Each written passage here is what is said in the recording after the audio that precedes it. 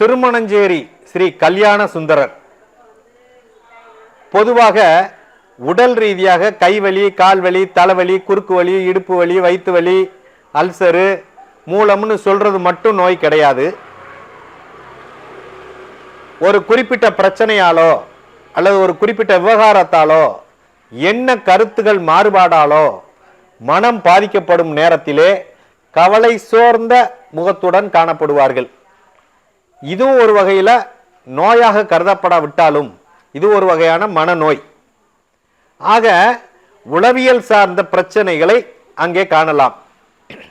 உடல் ரீதியான பிரச்சனைகளுக்கு மருந்துகள் கிடைத்துவிடும். ஆனால் மனநோய்க்கு இறைவனம் மட்டும்தான் மருந்து கிடைக்கும். பொதுவாக வீட்டில் பிள்ளைகளுக்கு கல்யாணம் நடக்கல, உரிய வயதை கலந்துட்டாங்க, பொருளாதார வசதி இல்லை, அப்படி பல காரணங்கள் சொன்னாலும் அந்த திருமணம் நடப்பதற்கு திருமணஞ்சேரி என்கிற கோயிலுக்கு சென்று வருவது நிறைய பேருக்கு பழக்கம். திருமணஞ்சேரி கோயில் காலையில் 7 மணியிலிருந்து மதியம் 1:30 வரைக்கும், மாலையில் 3:30 மணியிலிருந்து 8:30 மணி வரைக்கும் திறந்திருக்கும். அங்கே பரம்பொருளான சுந்தரேஸ்வரருக்கும் உமையம்பையாருக்கும் இந்த திருமணஞ்சேரியிலே திருமணம் நடைபெற்ற தலம். பிரம்மதேவரே புரோகிதராக இங்கே வந்தாராம். மகாவிஷ்ணு தனது தேவியோட இங்கே வந்த இடம். அப்படிப்பட்ட இந்த இடத்திலே திருமணஞ்சேரி என்கிற பேர் வர்றதுக்கு காரணம் இதுதான் காரணம். இந்த தலத்திலேயே இந்த பெருமாள் எல்லாம் தங்கி விட்டதுனால தான் திருமணஞ்சேரி என்கிற பெயர் அங்கே வந்தது.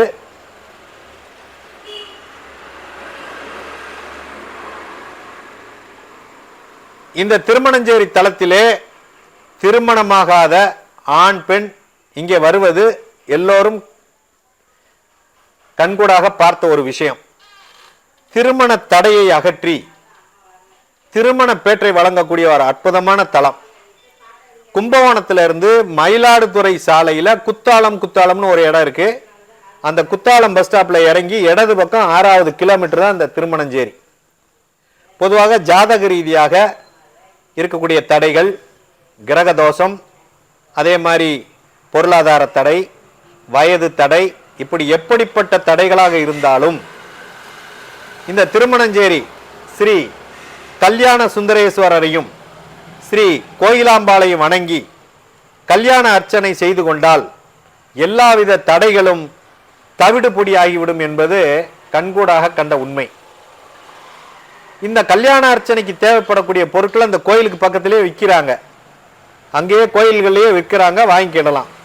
அங்கே 2 மாலை வாங்கிக்கிறணும், 2 தேங்காய், வாழைப்பழம், மஞ்சள், குங்குமம், சூடம், வெற்றிலைப்பாக்கு, அதே மாதிரி எலுமிச்சம்பழம், சர்க்கரை, கல்கண்டு, இது போன்ற பொருள்களை வாங்கிட்டு ஆணா இருக்கட்டும் பொண்ணா இருக்கட்டும் கல்யாணத்துக்கு முன்னாடி அந்த சன்னதிக்கு முன்னாடி போய் அமர வைத்து விடுவார்கள். அங்கே கல்யாண அர்ச்சனை நடக்கும். அந்த கல்யாண அர்ச்சனை நடந்த பிறகு இங்க கொடுத்த மாலையை அவங்க அர்ச்சகர்கிட்ட கொடுத்துடணும். அந்த 2 மாலையில ஆணாக இருந்தால் அம்பிகைக்கு இன்னொரு மாலையை சூடுவார்கள். வந்திருப்பவர்கள் பெண்ணாக இருந்தால் ஒரு மாலையை பகவானுக்கு, அந்த ஈசனுக்கு மாலை போடுவார்கள்.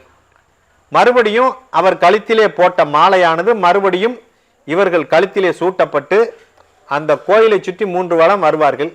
அப்படி வரும் பொழுது அங்கே நாதஸ்வர வித்வான்கள், தவில் வித்வான்கள் இருப்பாங்க. அவங்களுக்கு பணம் கட்டினோம்னா அவங்களும் நம்மளோட சேர்ந்து அந்த கோயிலை சுற்றி 3 வலம் வருவாங்க. இது அந்த கோயிலில் செய்யக்கூடிய சாங்கியம். இது செஞ்சு முடிச்சதுக்கு பிறகு அந்த மாலையை பத்திரமா ஒரு பிளாஸ்டிக் பையிலையோ ஒரு ஏதாவது ஒரு முக்கியமான ஒரு இதில் வச்சு வீட்டுக்கு கொண்டு போய் அதை பத்திரப்படுத்தி வச்சிடணும்.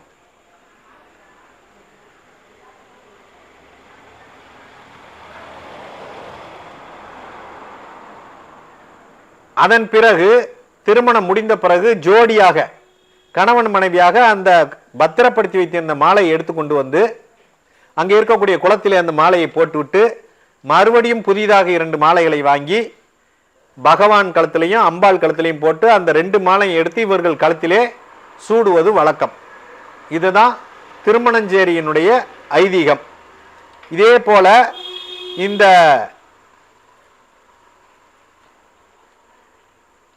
இந்த கோயிலானது திருமணமான ஆகாதவர்களுக்கு மட்டுமல்ல, திருமணமாகி பிரிந்திருப்பார்கள் அல்லவா, அந்த தம்பதியர்கள் கூடுவதற்கும் வெகு நாட்களாக குழந்தை இல்லாதவர்களுக்கும் இங்கு வந்து வழிபடுகிறார்கள். அதே மாதிரி திருமணஞ்சேரியை போல சென்னை மகாபலிபுரம் சாலையில திருவிடந்தையில ஸ்ரீ நித்திய கல்யாண பெருமாள் கோயில் ஒன்று இருக்கு. கும்பகோணம் நாச்சியார் கோயிலில் இருக்கும் திருநறையூர் வஞ்சு வல்லப தாயார் ஸ்ரீனிவாச பெருமாள் கோயில் இருக்கு. திருச்சி மண்ணச்சநல்லூர் கோயில் அருகில் திருப்பிளஞ்சேரி என்ற ஒரு கோயில், அங்கே விசாலாட்சி அம்மன் இருக்கிறார்கள். அதே மாதிரி ஸ்ரீ நீலகண்டேஸ்வரர் ஆலயத்திலையும் இந்த மேற்கண்ட பிரார்த்தனையை நீங்கள் செய்து கொள்ளலாம். இந்த கோயில்களில் ஏதாவது ஒரு திருத்தலத்துக்கு போய் உங்களுடைய குறைகளை சொல்லி மனமேடை காண்பதற்கு அந்த பரம்பொருளை வேண்டிக் கொள்கிறேன். நன்றி, வணக்கம்.